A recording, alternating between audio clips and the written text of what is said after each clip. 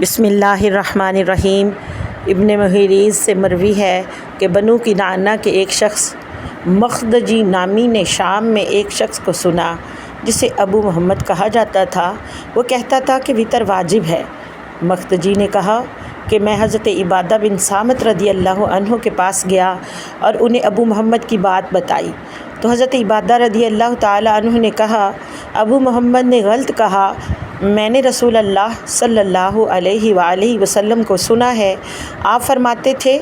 5 نمازیں ہیں جو اللہ نے بندوں پر فرض کی ہیں، جس نے انہیں ادا کیا اور ان کا حق ہلکا سمجھتے ہوئے ان میں سے کچھ ضائع نہ کیا تو ایسے شخص کے لیے اللہ کے ذمے یہ عہد ہے کہ وہ اسے جنت میں داخل کرے گا، اور جس نے ان کو ادا نہ کیا تو ایسے شخص کے لیے اللہ کے ہاں کوئی عہد نہیں، چاہے تو اسے عذاب دے اور چاہے تو جنت میں داخل کر دے۔ سنن ابو داؤد